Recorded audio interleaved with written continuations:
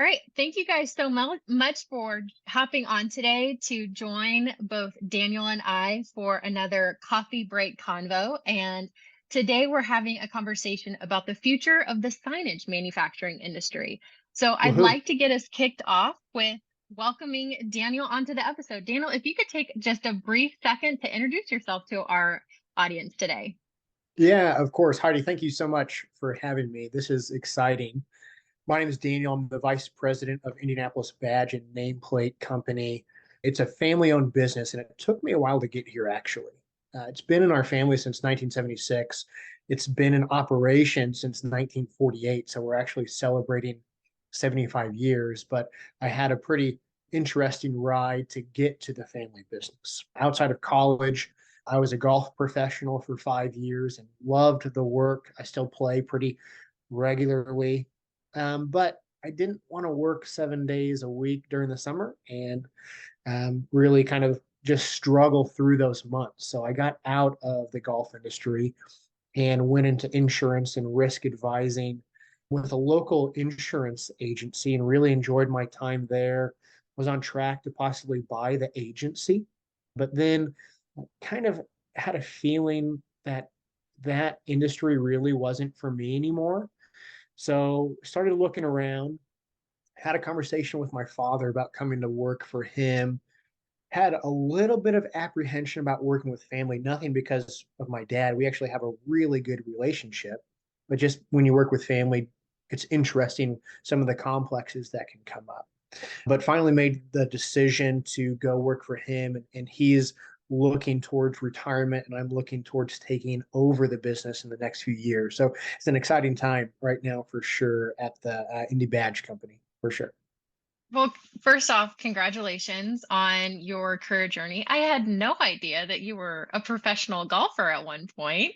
I'm surprised I'm learning this now on our show. So that's incredible. That's awesome. I'll have to Google some of your old videos if there's any out there.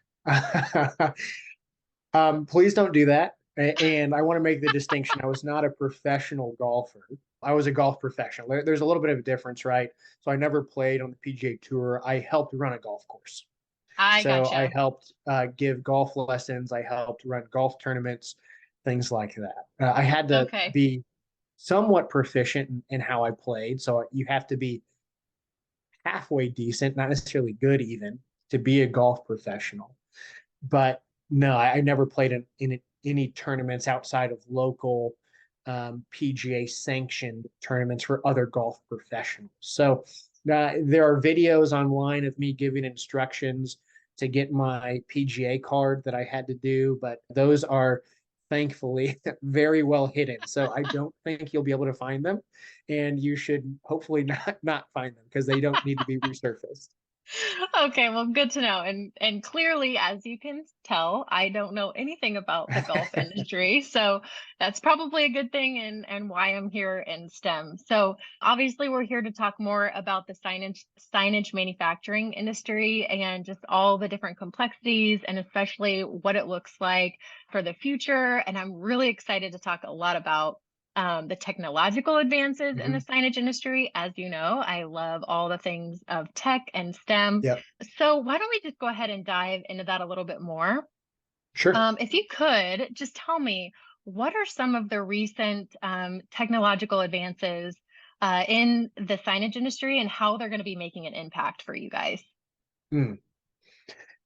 Yeah, that's a good question. And I'm not going to be the foremost expert on tech advances, especially at a smaller company, but I know at least I think enough to be dangerous and to make your viewers not get super bored.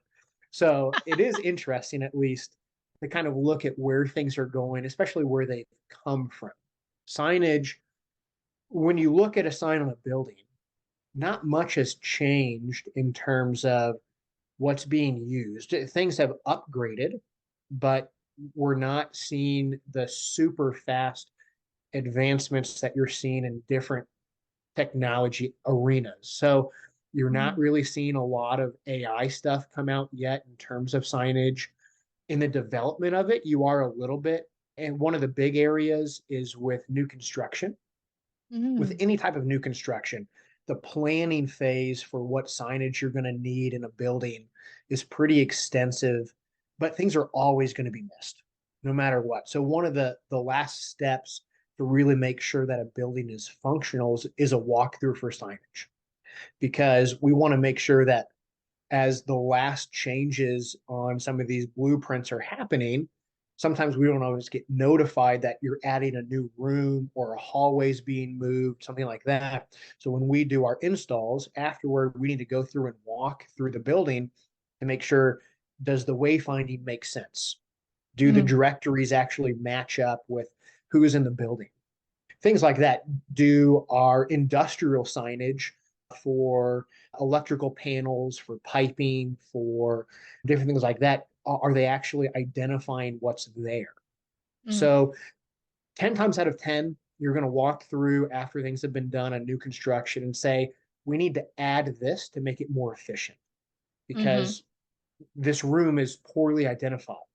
You don't get a clear sense of how to get to room 128 from room 10, and we need to update some of those things. So where technology I think is really going to help with this is with some of the virtual reality or augmented reality of being able to see buildings before they're mm. even created, right? So Ooh, we can okay. take some of these blueprints and make them 3D now and go through a virtual reality of what the building is going to look like.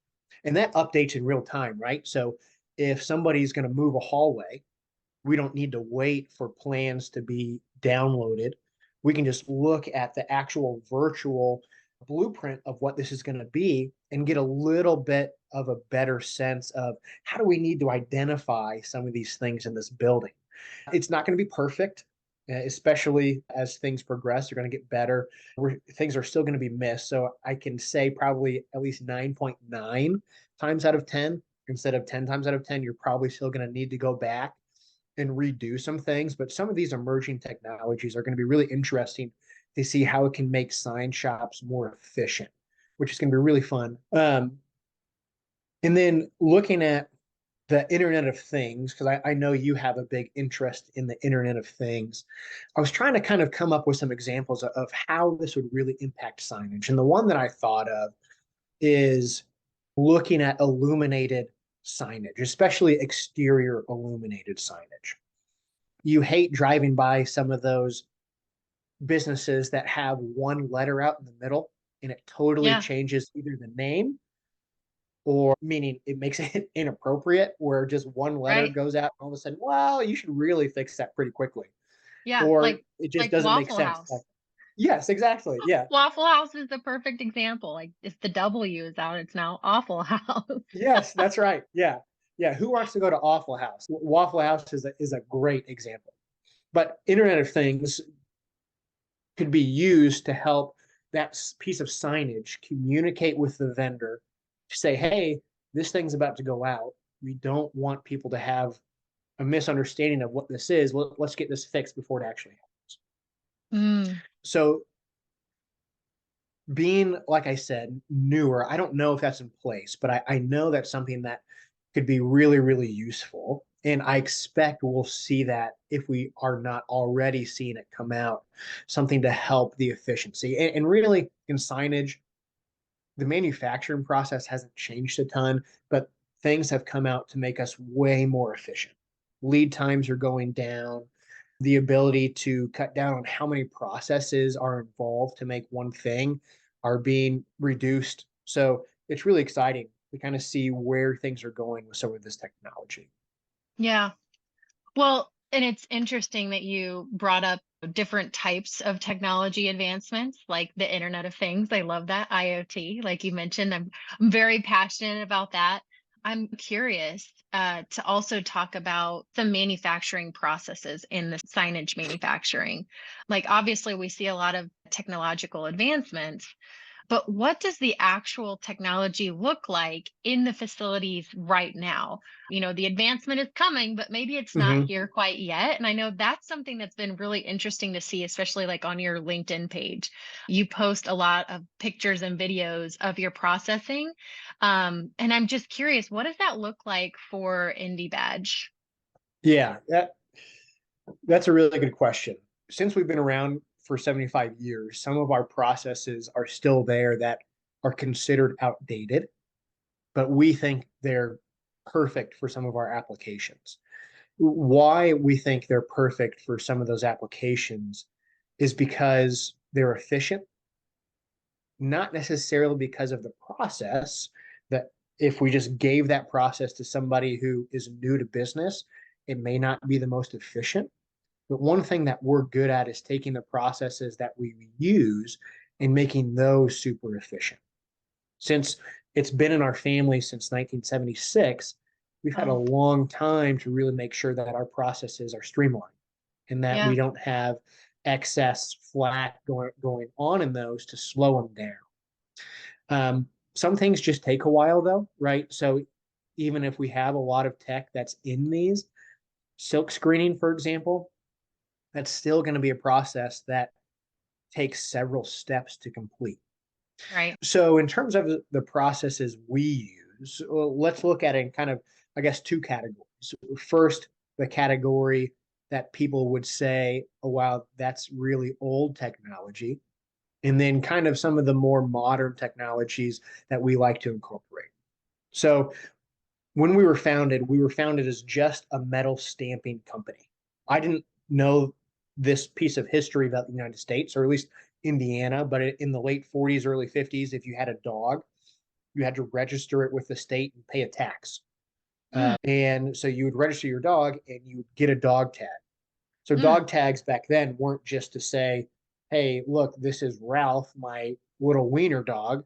It was to say, hey, I've gone through the proper steps and I've registered my dog with the state. So we Mm. stamped out all the different types of dog tags for the state of Indiana. And we did them on kind of rotary dies. And what a rotary die is when it comes down and it hits, one character will change. So we don't Oh, have to take out the die and put in a new die for it to stamp a new number. It's going to stamp and automatically make one of those characters rotate so that we can just keep stamping, stamping, stamping all day long, and they're different numbers. And we actually still okay. use a lot of these dies. Oh, So this is a technology that really hasn't been improved on a ton. So they've updated how these rotations happen to make them more efficient in the dies. You can do laser engraving and rotary engraving. But if you're looking to really lower your cost, stamping is a really easy way to go. So we were founded doing metal stamping, and we still do a ton of it.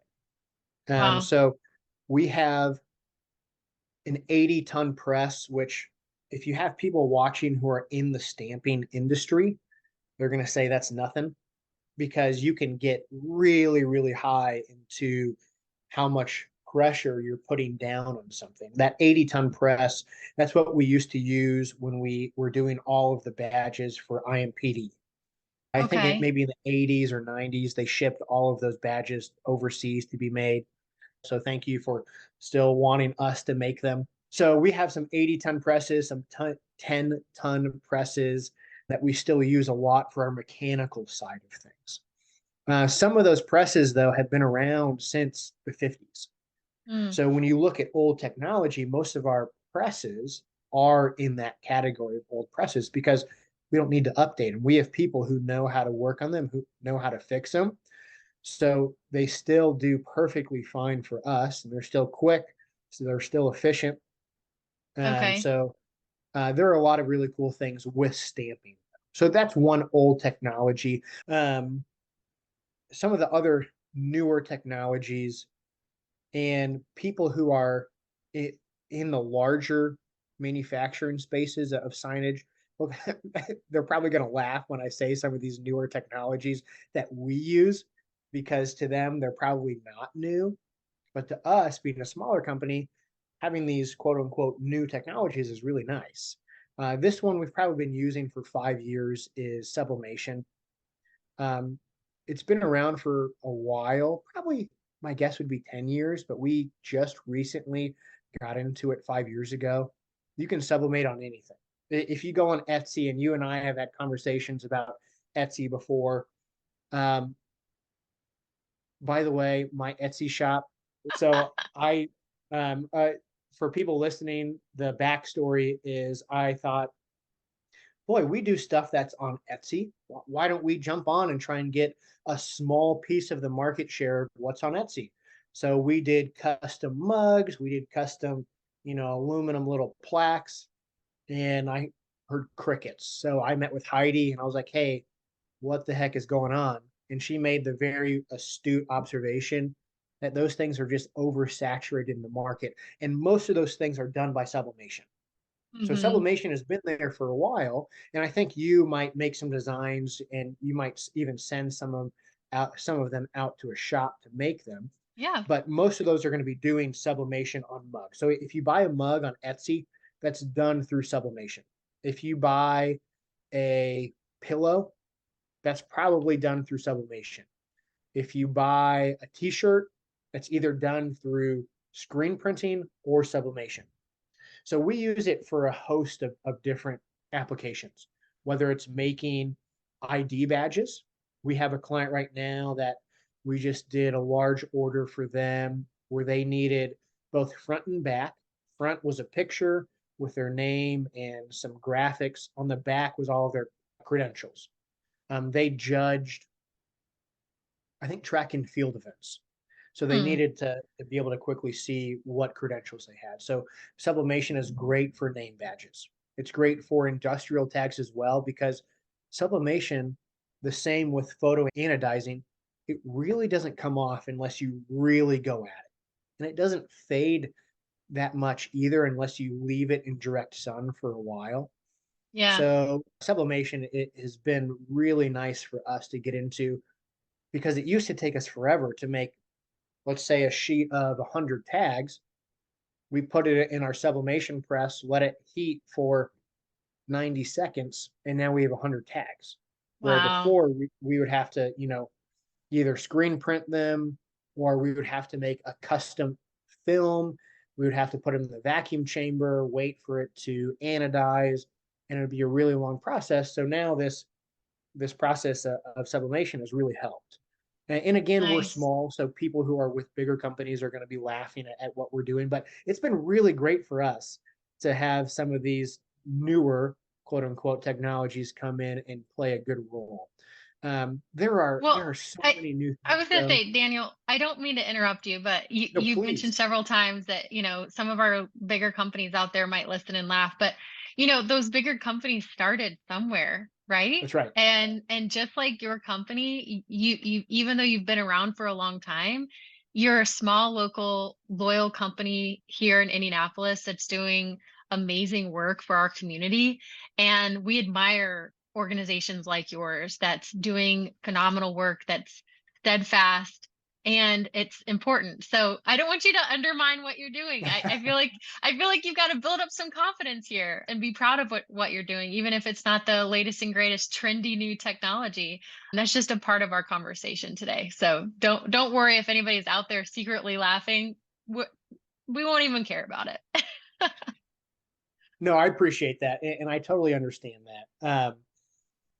Thank you for saying that. That does mean a lot. No, so you're right. In terms of the capabilities, if we look at a larger sign shop, we have all of the same capabilities. We just have to maybe be a little bit more creative to make them work. Yeah. So you're right. With our history, we've been very successful, and so thank you again. That's very kind of you to say. Um, Yeah. yeah, so thank you. Well, that actually goes into some other things that I want to talk about, especially with being an organization that's been here for so many years. I mean, 75 years is just absolutely incredible. So, I want to talk a little bit about some of the challenges that you've been facing. I know a lot of my manufacturing clients have been facing a lot of different challenges from labor to supply chain. I mean, there's a lot going on right now. Mhm. So I'm curious because we are coming close on time. What are some of those current challenges that you're facing? And then what are the opportunities that you are currently looking at as far as overcoming those opportunities? Mm. Yeah, that's a good question. Thank you. Um, yeah, everyone right now, I think, is struggling to figure out. how do we use the manpower we have to complete all of the tasks we have, especially in Mm, manufacturing.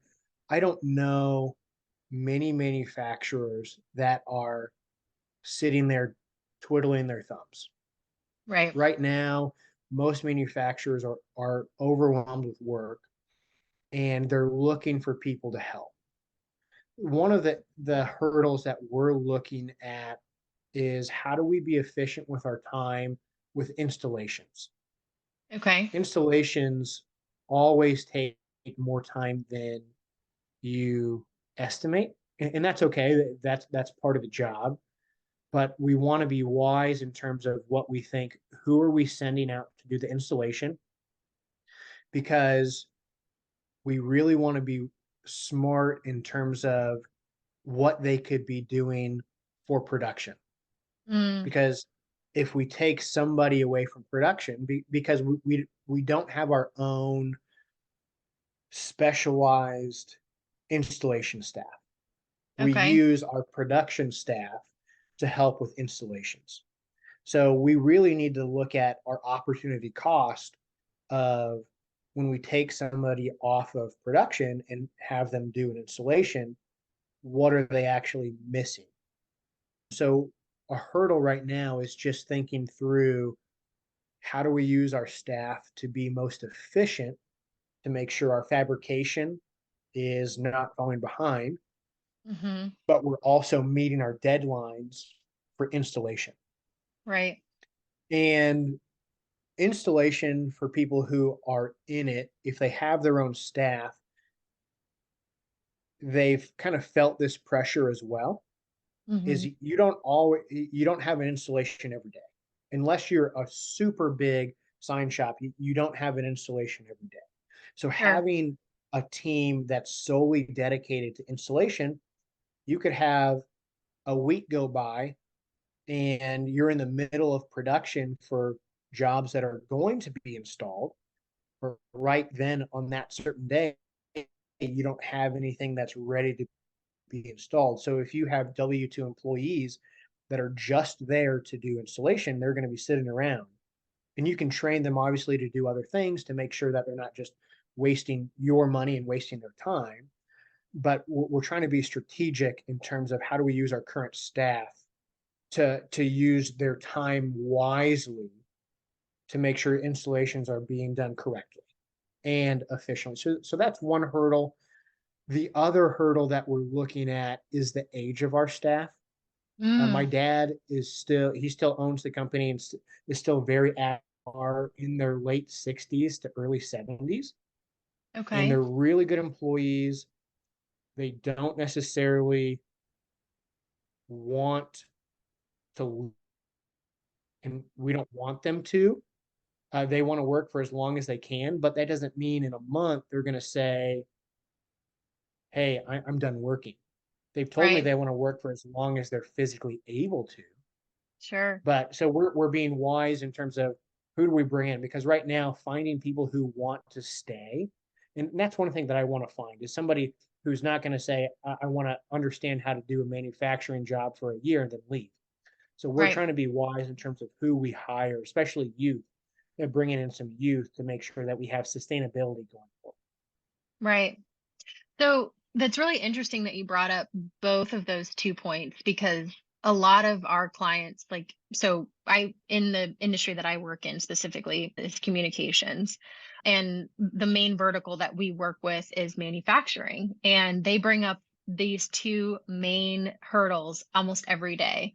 And so when we're having these conversations with them as far as like, what should we be doing to keep our employees, right? Like, how do we keep them happy? How do we keep them motivated? How do we keep them here so that we're turning and burning out our products or services? But at the same time, what does our installation and or delivery process look like? Hmm. Those are probably our top two that we hear constantly.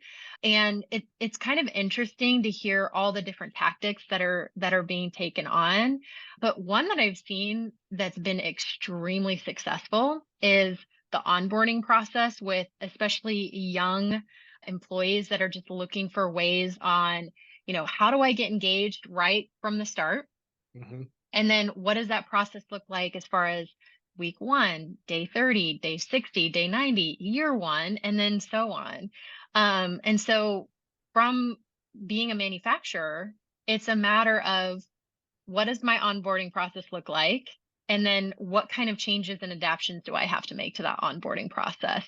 And so I know, especially with a lot of our Yorko clients, they're having to make some adjustments, and it can be challenging, obviously, being in manufacturing when you, like you said, when you're super, super busy, it's hard to make those changes. But like you Sure. said, in order to not only have the employees that are needed, but also to retain that talent is what do I have to do to make those changes? And it's just got to be done. So Mm, I know that's one way that you could at least look at as far yeah. as a solution, but I know it's tough because we hear another one as far as talent goes is back in my dad and even in my grandpa's days, they had apprenticeships, Hmm. and a lot of apprenticeship programs have been just like discontinued. They're really Sure. nowhere to be found in a lot of, manufacturing industries. I mean, you can still kind of find them in electrical and plumbing and some like construction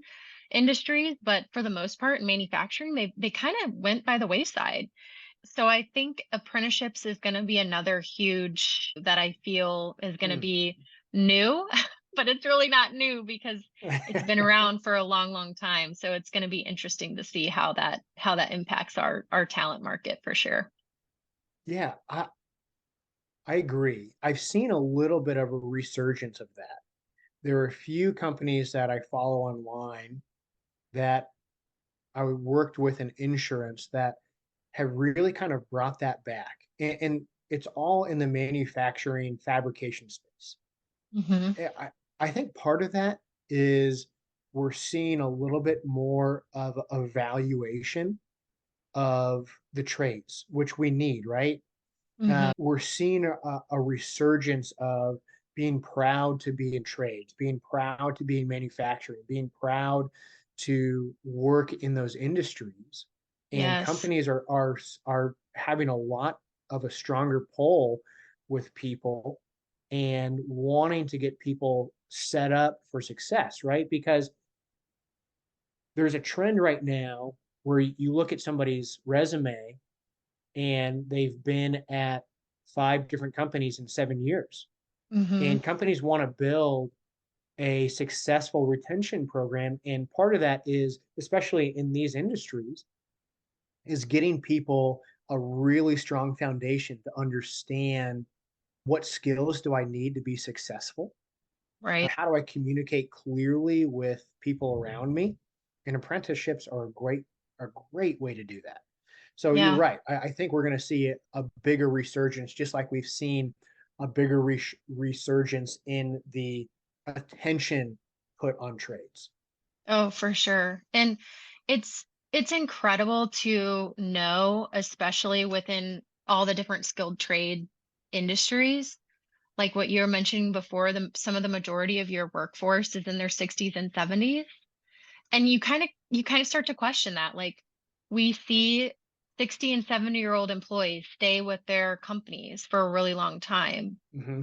And then you wonder, why is that? Like why was it in their era did they go and then stay with a company? And then when Hmm. you go back through time and you start looking at it and you're like, oh, it's the apprenticeships, it's the programs where companies invested in their employees just as much as their employees are investing with their companies. So I'm really excited about it, mainly because, and I forget the exact statistic, but I know that of it's like 30 some million employees left from 2020 on, and they were from that 65 age plus, retired after 2020. 65% of companies are reporting that those jobs still haven't been filled. Wow. It's Yeah, insane. And so it's like, that is. how do we do it? B, how do we do it quickly? And C, like you mentioned, like how do we retain these employees? And I think, Yep. don't quote me on this, but I think apprenticeships are definitely going to be a part of that solution. So I'm excited Sure. about it. And we're coming close to the end of our episode today, so I have just a couple last questions to ask Uh, you. And I just want to say first, thank you so much for coming on to Coffee Break Combos. I loved our conversation today and learned so much about the signage manufacturing industry. I'm excited to see where the technology goes. And if you're ever up for it, I'd love to come by your shop and just see what all the different technologies you have, whether it's the more historical ones or the more up to date ones. I'm excited about that. But so, sure. as far as our audience goes, Mhm. what would you say are the three main nuggets you'd like to leave them with today? Yeah, that's a good question. And thank you. You're welcome to stop by anytime. Hopefully, Hoosier, my black lab, will be there. He's our guest Cute. greeter. That's his main job. So come by whenever. The three main pieces, when you consider signage, this is how I tell people you should think about it. And it kind of plays into what you guys do as well. Signage is just the physical communication of somebody's brand, their core values, or key Mm. data points. Oh, I want So, you to say that one more time. yeah, Repeat that. yeah, signage is just the physical communication of somebody's brand, their core values, or key data points. Wow. And Incredible. that's really all signage is. That's all tagging is just that physical communication of I want you to know something. I'm going to physically show you what I want you to know. Mm. So, like for you guys, right, you're all about communication. So, when you look at, let's go back to apprenticeships, the base of an apprenticeship is I'm trying to communicate some type of value to you that you can use. Signage is I'm physically communicating something to you that I want you to remember, right? So, Wow. it really, when you look at these industries, manufacturing, most of it is just we need to communicate something, especially for signage and tagging. It all comes back to communication. So that's one. Number two is as we kind of progress with technology, if you're thinking about what you want your signage to be, or you're in charge of developing something with your branding, with your core values, with how you want to communicate something, don't limit yourself to how things have been done because especially for us, we've been around for 75 years. We have 50 different ways that we could do something with old technology and especially with newer technology. So you look at a building and you say, well, I've seen 10,000 buildings and every sign looks like this. Hmm. Don't limit yourself to just saying, because it's been done this way in the past, I'm going to continue just to say, I want this type of sign. Because Mm. whether you talk to Indie Badge, whether you talk to another sign company in town, they're going to have different options. And just peg holing yourself to say, I've seen this 10,000 different ways, or I've seen this one way 10,000 times, doesn't mean you have to stay that. Right.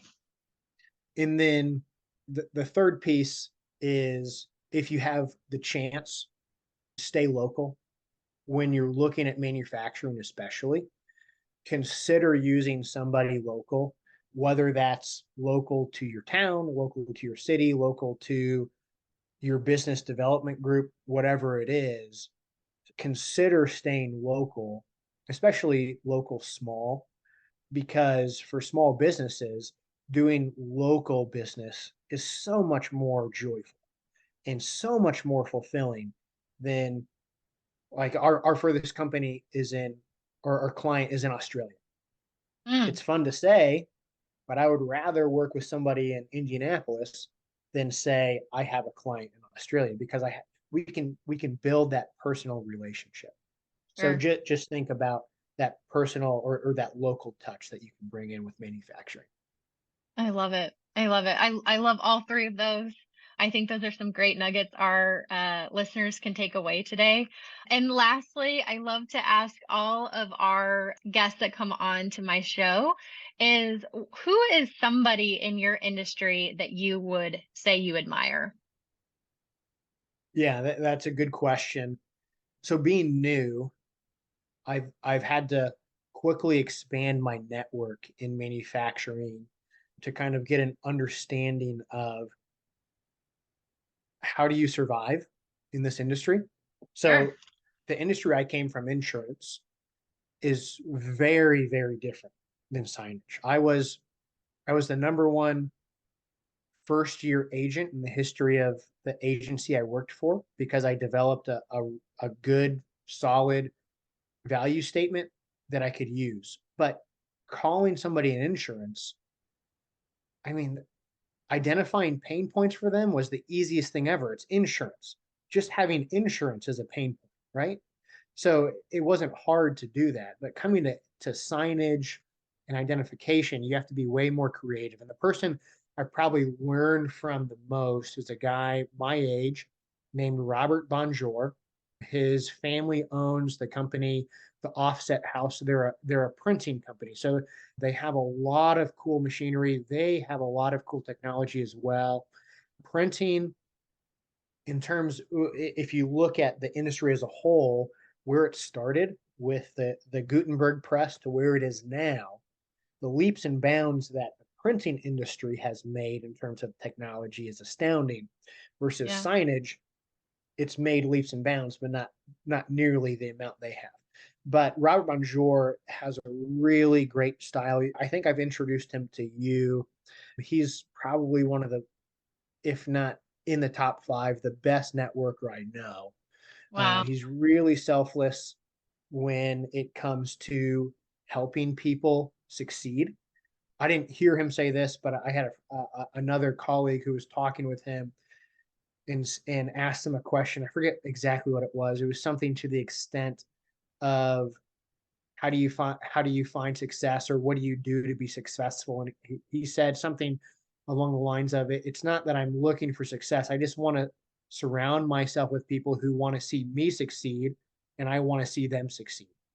And Wow. that's really what I think we've tried to adapt is the people we work with, both clients, but also referral partners, business development partners. I want to see them succeed. And Robert's one of those guys that has been a really instrumental partner in helping me understand how do you how do you approach clients in this industry? How do you approach suppliers? How do you approach vendors? So he's been helpful a lot in terms of getting my feet wet, especially I've only been here for 18, 19 months in this industry. So he's been very helpful for sure. Well, that's great. Well, I really appreciate again your time today, but that's all we have today. So I want to just say thank you and thank you to everyone who's joined us in watching and or listening to Coffee Break Convos. And I hope to see you and have you on the show next time. Thanks. Yeah, thank you so much, Heidi. I really appreciate it.